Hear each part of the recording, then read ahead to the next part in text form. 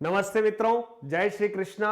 आज हम मीराबाई के बारे में पढ़ने वाले हैं मित्रों। और स्नातक स्तरीय जो हमारी रचनाएं हैं उन रचनाओं में मीराबाई के कुछ पद जो हैं हमारे सिलेबस में हैं। यानी परशुराम जी चतुर्वेदी द्वारा संपादित मीराबाई की पदावली में से प्रथम 20 पदों को हम आज की कक्षा में देखने वाले हैं। तो सभी मित्रों का स्वागत है। और आप सेकंड ग्रेड की तैयारी बहुत अच्छे से कर रहे हैं।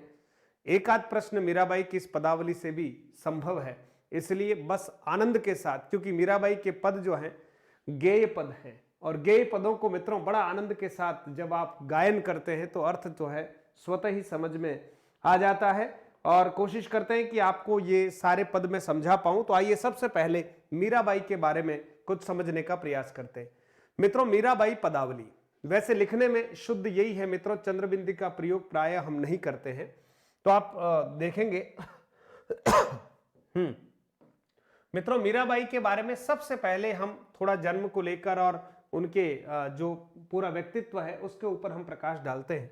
तो आइए मीराबाई का जन्म कब हुआ शुरुआत करते हैं मित्रों।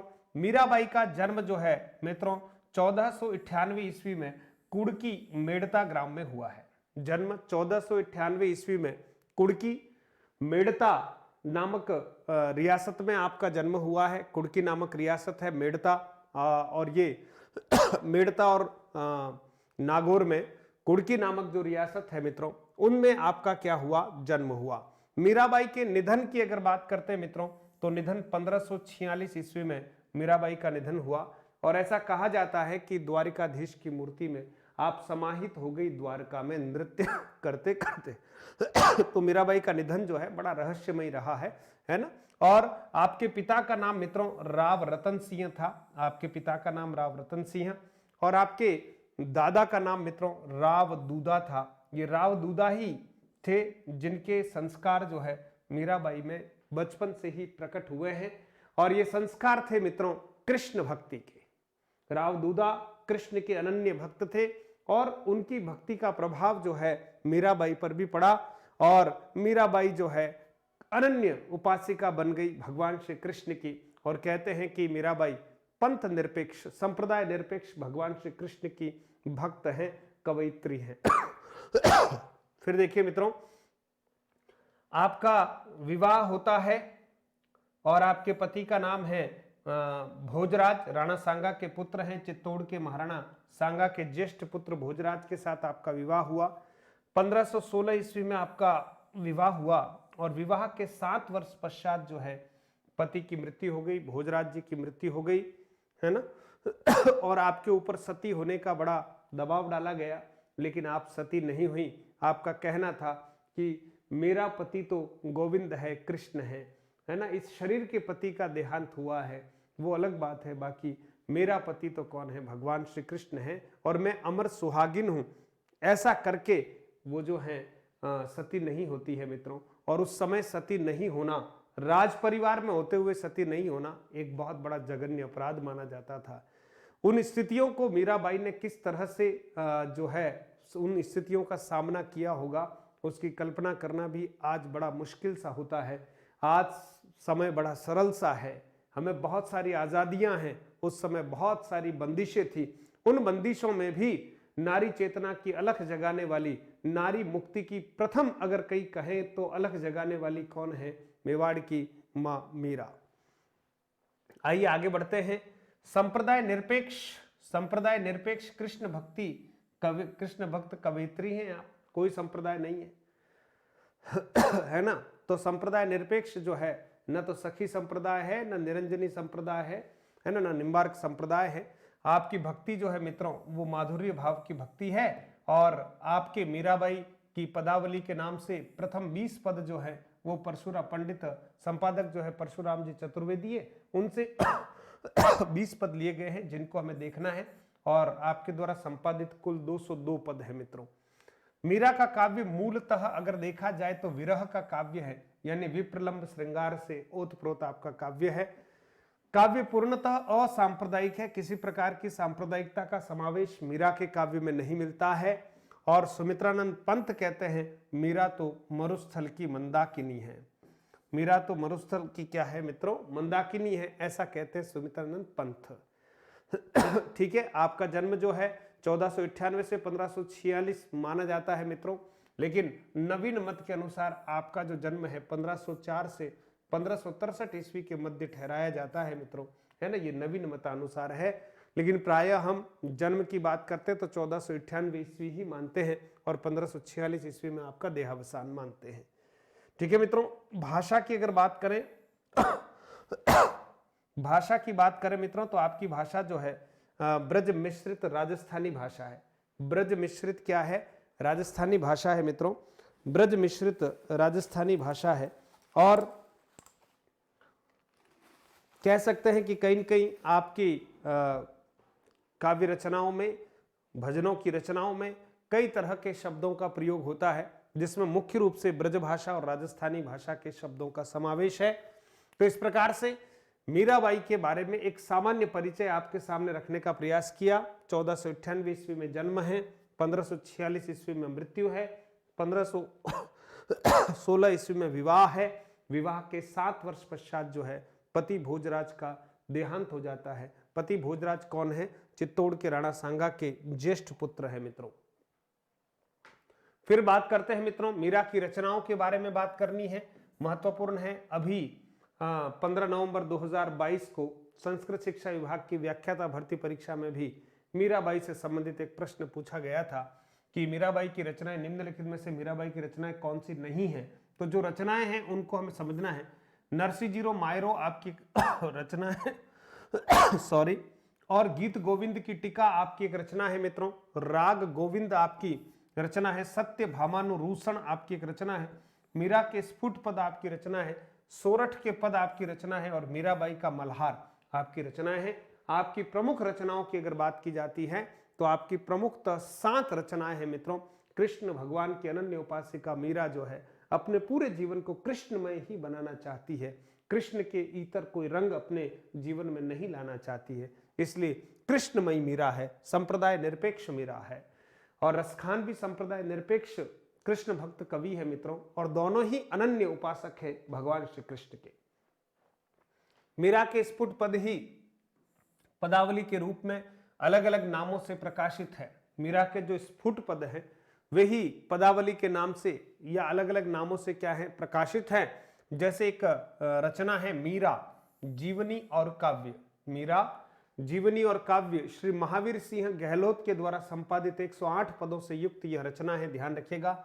मीरा स्मृति ग्रंथ श्री भुवनेश्वर नाथ मिश्र 103 पदों से युक्त यह एक ग्रंथ है।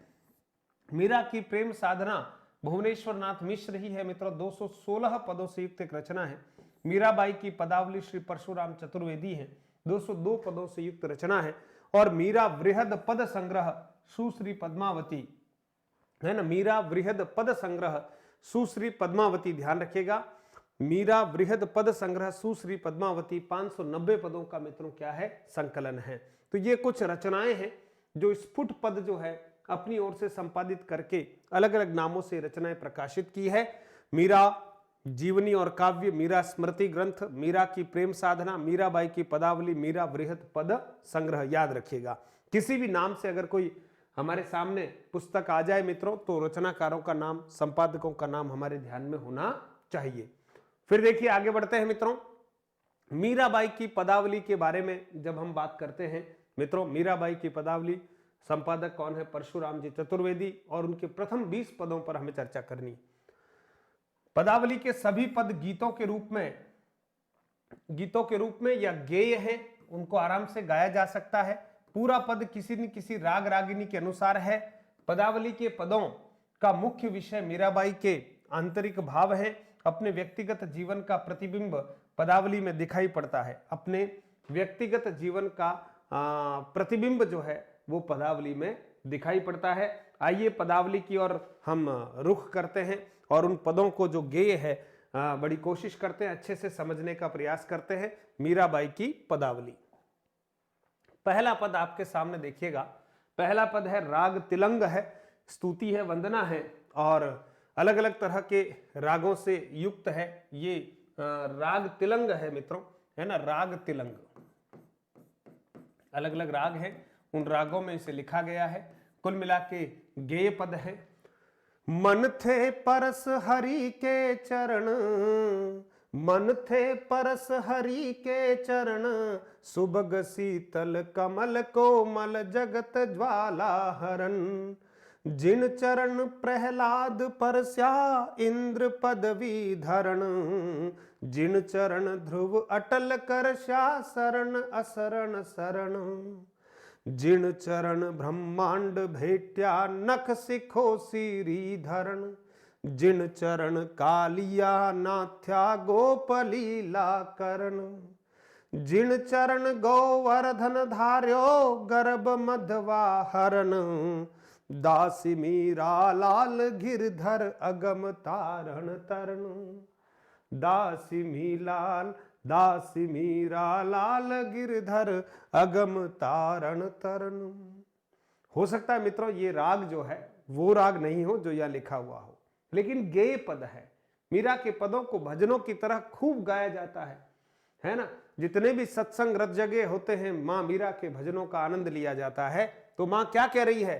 मन थे परस हरि के चरण, है ना। मन थे परस, परस का अर्थ है स्पर्श, परस का अर्थ है मित्रों स्पर्श। हरि के चरण सुभग शीतल कमल कोमल जगत ज्वाला हरण। तो मीराबाई कह रही है कि हे मन तू कृष्ण के चरणों का स्पर्श कर ध्यान कर, है ना, स्पर्श कर ध्यान कर, क्योंकि ये जो चरण है सुभग शीतल कमल कोमल जगत ज्वाला हरण है, जगत की ज्वाला को हरने वाले चरण हैं। जिन चरण प्रहलाद परस्या, अरे जिन चरणों से प्रहलाद को क्या कर दिया परस्या। यहां पर देखिएगा जिन चरण प्रहलाद परस्या, तो आप सोचिए यहां पर क्या किया, प्रहलाद को भी इन्हीं चरणों ने तारा है ना। इंद्र पदवी धरण, जिन चरण ध्रुव अटुल करस्या, जिन चरणों को ध्रुव ने अटल कर लिया अपने मन में। शरण असरण शरण, जिन चरण ब्रह्मांड भेट्या नख सिको सीरी धरण, जिन चरण कालिया नाथ्या, जिन चरणों से कालिया नाग को नाथ लिया गया है। गोप लीला करण, जिन चरण गोवर्धन धार्य, और जिन चरणों ने गोवर्धन पर्वत को धारण किया। और गर्भ मघवा हरण, मघवा यानी इंद्र, इंद्र के गर्भ का क्या किया, हरण किया है। तो दासी मीरा लाल गिरधर अगम तारण तरण, ये चरण तो बड़े तारने वाले हैं, है ना। तो आइए इसके भाव को हम समझने का प्रयास करते हैं। आप सभी से आग्रह है, आप सभी भावपूर्वक इन पदों के भाव को समझने का प्रयास करें। हे मन तू कृष्ण के चरणों का स्पर्श कर ध्यान कर, क्योंकि वे चरण सुंदर सुशीतल और कोमल कमल के फूल के समान है। उपमा अलंकार है मित्रों, जो समस्त सांसारिक कष्टों को दूर करने वाले हैं। इन्हीं चरणों को स्पर्श करने से भक्त प्रहलाद को इंद्र के समान उच्च पदवी प्राप्त हुई थी। इन्हीं चरणों के प्रताप से ध्रुव अमर हो गए थे। श्री कृष्ण के यही चरण असहाय और निराश्रित लोगों के आश्रय का स्थल है। इन्हीं चरणों ने वामनावतार के रूप में संपूर्ण ब्रह्मांड को समेट लिया था। ये चरण अत्यंत शोभा संपन्न है। इन्होंने ही, ध्यान रखना, इन्होंने ही कालिया नाग को वशीभूत करके उसका दर्प दलन किया था। ये वही चरण हैं जिन्होंने गोवर्धन पर्वत को धारण कर ब्रजवासियों की रक्षा की थी तथा इंद्र का गर्व चूर चूर किया था।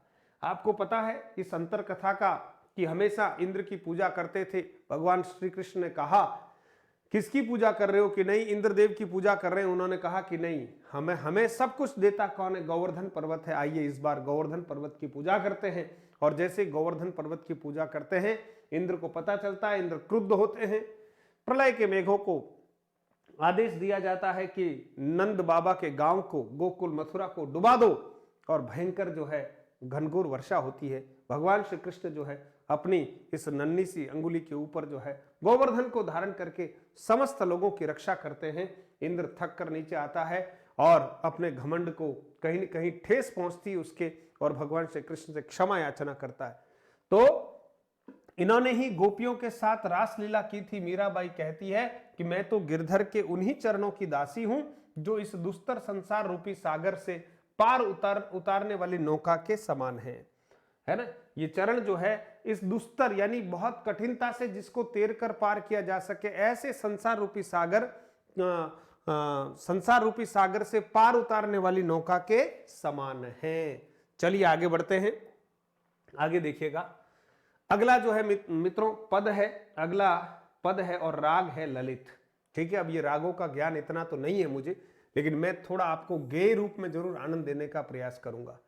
मारो परनाम बाके बिहारी जी, मोर मुकुट माथा तिलक बिराजो, कुंडल अलकाधारी जी, अधर मधुर घर बंसी बजावा, रीज रिझावा राधा प्यारी जी, रीज रिझावा राधा प्यारी जी। और आगे की तरफ देखेंगे, रीज रिझावा राधा प्यारी जी, रीज रिझावा ब्रज नारी जी, है ना, रीज रिझावा ब्रज नारी जी, या छवि देखा मोह मीरा, मोहन गिरवर धारी जी, या छब देखा मोहिया मीरा, मोहन गिरवर धारी जी, रीज रिझावा ब्रज नारी जी, रीझ रिझावा ब्रज नारी जी। यहां पर जो है ब्रज नारी जी है मित्रों, ब्रज नारी जी, ठीक है, ब्रज नारी जी, और ये कोई शब्दार्थ बीच में नहीं है। या छब देखा मोहिया मीरा, मोहन गिरवरधारी जी, इस छवि को देखकर तो कौन मोहित हो गई, मीरा जो है मोहन के रूप के ऊपर मोहित हो गई है। मारो प्रणाम बाके बिहारी जी, भावार्थ क्या कहती है मीराबाई, अपने इष्ट देव की वेशभूषा तथा उनके सौंदर्य का वर्णन करते हुए कहती है कि हे बाके बिहारी कृष्ण, मेरा प्रणाम स्वीकार कीजिए। श्री कृष्ण के मस्तक पर मोर मुकुट तथा तिलक सुशोभित है, कानों में कुंडल है तथा काली केश राशि फैली हुई है, तुम्हारे होठों पर सुंदर बांसुरी है जिसकी मधुर ध्वनि से संपूर्ण ब्रज नारियां मोहित हो जाती है। इसी सुंदर छवि ने मोरा है ना, सुंदर छवि ने मीरा को भी आकृष्ट कर लिया है, ऐसा इस पद में कहा गया है। गिरवरधारी जी यानी जो गिरी को धारण करने वाले हैं, अर्थात श्री कृष्ण, बहुव्रीहि समास है मित्रों। तो मारो प्रणाम बाके बिहारी जी, मीरा कह रही है कि हे बाके बिहारी जी, आपको मेरा क्या है, कोटि कोटि प्रणाम है। दूसरा पद हो गया मित्रों। आगे बढ़ते हैं, आपको केवल इन पदों में अर्थ पर थोड़ा ध्यान देना है, इससे ज्यादा कहीं और दुखी होने की आवश्यकता नहीं है। राग हमीर है मित्रों, देखिए, बसिया मारे नैनन में नंदलाल, बसिया मारे नैनन में नंदलाल, मोर मुकुट मकरा कृत कुंडल, अरुण तिलक सोहा भाल, मोहन मूरत सांवरा सूरत, बणिया नैना विशाल, अधर सुधारस मुरली राज थी, उर्वे जंती माल, मीरा प्रभु संता सुखदाया, भगत वत्सल गोपाल, भगत वत्सल गोपाल, है ना। तो वो क्या कहती है, नैना में का मतलब क्या है, बसिया मारा नैना में नंदलाल, नैना में का मतलब नैना, है ना, बसिया मारा नैना, नैनन माँ, देखिए नैनन माँ नंदलाल, नैनन का मतलब आंखों में, नैनन का मतलब क्या है मित्रों, बसिया मेरी आंखों में, ठीक है मित्रों। मोर मुकुट मकराकृत कुंडल, अरुण तिलक सोहा भाल, और अरुण तिलक सोहा भाल, मोहन मूरत सांवर सूरत, नैना बणिया विशाल, अधर सुधारस मुरली, मुरली राजा उर बेजंती माल, है ना। हृदय, उर का मतलब क्या है, हृदय, और हृदय पर क्या है, बेजंती की माला है मित्रों, हृदय बेजंती माल, मीरा प्रभु संता सुखदाया, भगत बत्सल गोपाल, भक्त के वश में होते हैं कौन, गोपाल, भक्त बत्सल गोपाल है। तो देखिए मित्रों, आगे बढ़ते हैं। भावार्थ है, मीराबाई सुंदर सांवले श्री कृष्ण को संबोधित करते हुए कहती है कि हे नंद नंदन, तुम हमेशा मेरे नेत्रों में निवास करते रहो, तुम्हारे मस्तक पर मोर मुकुट, कानों में मीन के आकार वाले कुंडल, मकराकृत कुंडल, वही मीन के आकार वाले कुंडल, तथा भाल पर लाल रंग का तिलक, है ना। देखिए, अरुण तिलक सोहा भाल, भाल यानी कपाल, है ना, भाल यानी कपाल, ठीक है, ललाट, अरुण यानी लाल तिलक, लाल तिलक जो है बड़ा शोभायमान लग रहा है। तो भाल पर लाल रंग का तिलक सुशोभित हो रहा है, तुम सौंदर्य की प्रतिमूर्ति हो और मन को मोहित करने वाले हो, तुम्हारा वर्ण सांवला है तथा नेत्र विशाल है, तुमने अपने होठों पर अमृत के समान माधुर्य रस की वर्षा करने वाली बांसुरी धारण की हुई है। देखिए, मोहन मूरत सांवरा सूरत, नैन बढ़िया विशाल, नैन बड़े विशाल हैं, अधर सुधारस मुरली राजा, और आपके अधर पर जो है ना, कहीं न कहीं स्वर लहरियां प्रस्फुटित करने वाली, है ना, अमृत रस की वर्षा करने वाली बांसुरी धारण की हुई है, तथा तुम्हारे गले में वैजंती माला शोभायमान हो रही है।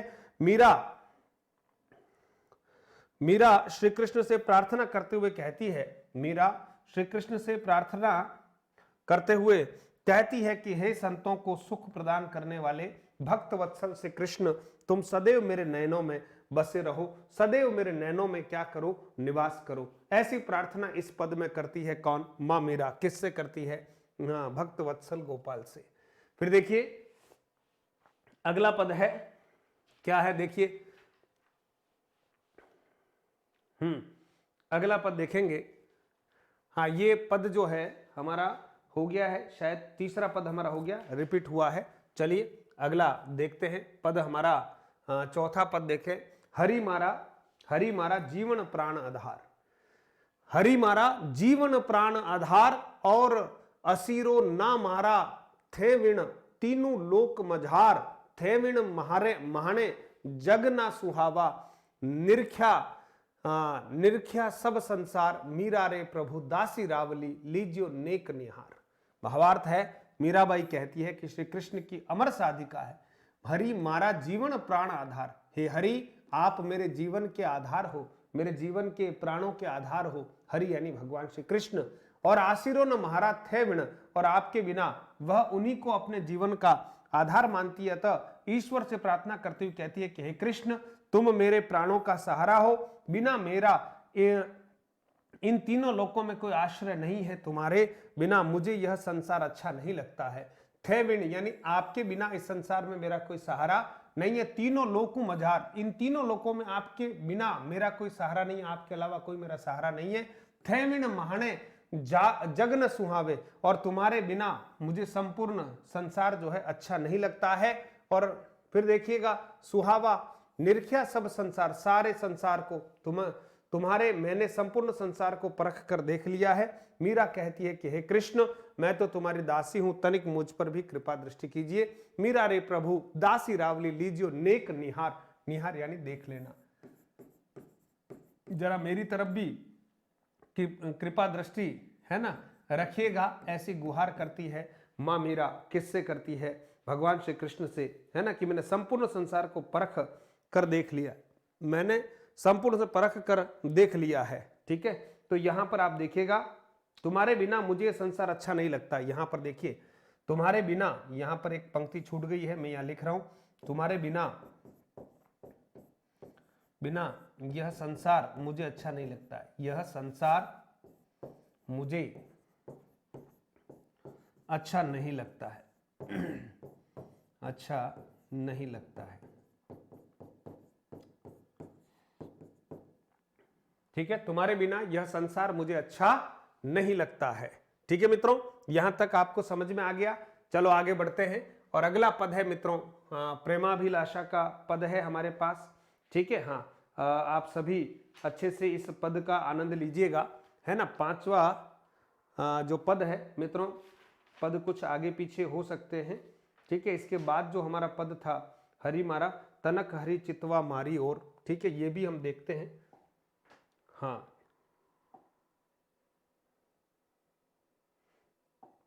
कुछ पद आगे पीछे हो सकते हैं मित्रों। 8वां पद है, 9वां पद आ गया है, 10वां, 11वां,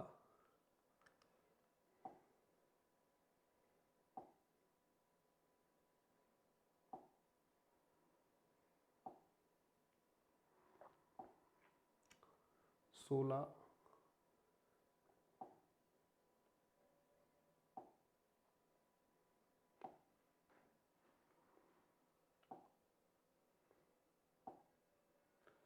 चलिए मित्रों, यहां पर मुझे लग रहा है कोई एक आध पद जो है आगे पीछे है, मैं उसको आपके समक्ष रख देता हूं।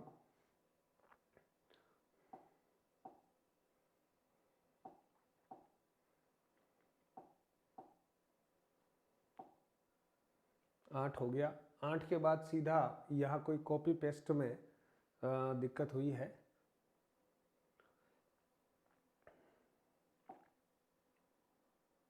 છે ભાવાર્થ મારા गोकुल रो ब्रजवासी, ठीक है, मारा गोकुल रो ब्रजवासी, ठीक है, ये भी ठीक है मित्रों, ये मारा गोकुल रो ब्रजवासी ये पांचवा पद है, ठीक है, इसको थोड़ा सा सुधार कर लेते हैं, ये पांचवा पद है मित्रों, मारा गोकुल रो ब्रजवासी, ठीक है।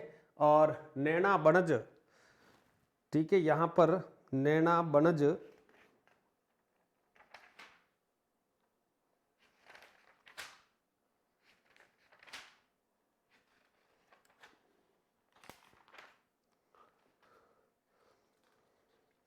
पांचवा जो पद है मित्रों उसको यहां थोड़ा सा हम समझेंगे, ठीक है। पांचवें पद को हम देख रहे हैं मित्रों, यहां पांचवा जो पद है, नैना मारा सांवरा राज्या तनक मारा हृदय में श्याम मिलन सिंगार सजावा सुखरी सेज बिछावा रे मीरा रे प्रभु गिरधर नागर। ये कहीं न कहीं एक आध पद जो है मित्रों आगे पीछे हो गया है, इस पद को मैं यहां फिर से लिखने का प्रयास करता हूं। पांचवा पद जो है मित्रों वो क्या है, तनक हरि चितवा मारी ओर, ये पांचवा पद है, तनिक, ठीक है। यहां मैं पद जो है वापस से लिख रहा हूं, आप ध्यान दीजिएगा, तनक हरि चितवा मारी ओर, तनक तनक हरि हरि चितवा मारी ओर, चितवा तनक हरि चितवा मारी ओर, मारी ओर, ठीक है, तनक हरि चितवा मारी ओर। फिर हम चितवा थे चितवो ना हरि, हम चितवा थे, हम चितवा थे, हम चितवा थे, देखिएगा मित्रों, हम चितवा थे चितवो ना हरि, चितवो ना हरि, चितवो ना हरि, हिवड़ो बड़ो कठोर, हरि हिवड़ो बड़ो कठोर, हिवड़ो बड़ो कठोर, हिवड़ो यानी हृदय, बड़ो कठोर, हिवड़ो बड़ो कठोर, हिवड़ो बड़ो कठोर। फिर लिखे मारी आशा चितवनी थारी, मारी आशा, मारी आशा चितवनी थारी, मारी आशा चितवनी थारी, चितवनी थारी, मारी आशा चितवनी थारी। और न दूजा दौर, और न दूजा दौर, और न दूजा दौर, और न दूजा दौर, ठीक है, और न दूजा दौर। उभ्या ठाड़ी अरज करूं, उभ्या ठाड़ी, उभ्या ठाड़ी अरज करूं, उभ्या ठाड़ी अरज करूं, ठीक है, उभ्या ठाड़ी अरज करूं, करूं छू करता करता भोर, अरज करूं छू करता करता भोर, भोर यानी प्रातः काल, करता करता भोर। देखिए राजस्थानी और ब्रज भाषा के शब्द हैं, करता करता भोर। मीरा रे प्रभु हरि अविनाशी, मीरा रे प्रभु हरि अविनाशी, मीरा रे प्रभु हरि अविनाशी, मीरा रे प्रभु हरि अविनाशी, मीरा रे प्रभु हरि अविनाशी, मीरा रे प्रभु हरि अविनाशी। देस्यु प्राण अकोर, है ना, देस्यु प्राण अकोर यानी अपने प्राण न्यौछावर कर दूंगी, देस्यु,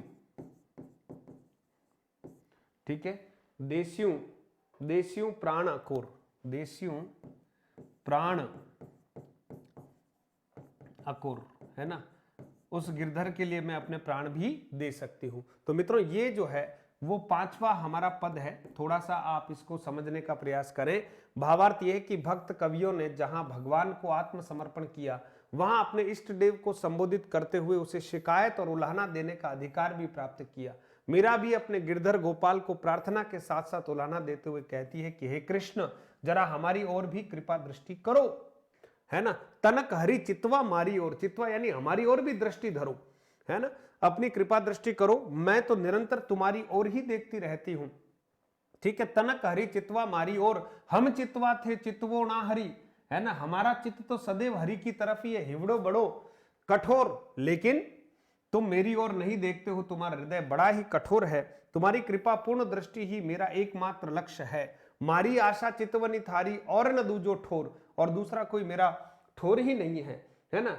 दूसरा कोई दौर ही नहीं है, आशा और सहारा है, मेरे पास तुम्हारे सिवा कोई भी अन्य आश्रय स्थल नहीं है। खड़ी खड़ी मैं रात भर प्रार्थना करती रही, लेकिन तुमने मेरी अर्ज नहीं सुनी, है ना। उबिया ठाड़ी अरज करूं छू करता करता भोर रात भर हो गई है और सुबह का समय हो गया, मैं खड़ी खड़ी आपसे अरज कर रही हूं। मीरा कहती है कि अमर अविनाशी कृष्ण मुझ पर कृपा करो, मैं तुम पर अपने प्राण न्योछावर कर दूंगी। मुझ पर कृपा करो, मैं तुम पर क्या कर दूंगी, प्राण न्योछावर कर दूंगी। तो मीराबाई है मित्रों, देखिएगा कैसे गेय पद हैं और किस तरह से भगवान श्री कृष्ण के प्रति अपना अनन्य समर्पण प्रदर्शित करती है। इन पदों से प्रश्न जो आने वाले हैं मित्रों, हो सकता है कि कोई एक पंक्ति हमें दे दी जाए और उस आधार पर कोई प्रश्न पूछ लिया जाए, है ना। कुछ प्रश्नों का अभ्यास हम बाद में कर रहे हैं, इसलिए आपको एक बार सामान्य रूप से इन पदों का एक अर्थ आपको पता चल जाए, फिर जैसे ही प्रश्न आते हैं उस पर भी हम चर्चा करने वाले हैं। तो आइए हम आगे इन पदों का आनंद लेते हैं और बस थोड़ा सा विराम, इसके पश्चात हम आगे अन्य पदों पर चर्चा कर रहे हैं। आगे के पद हम लेते हैं ब्रेक के बाद।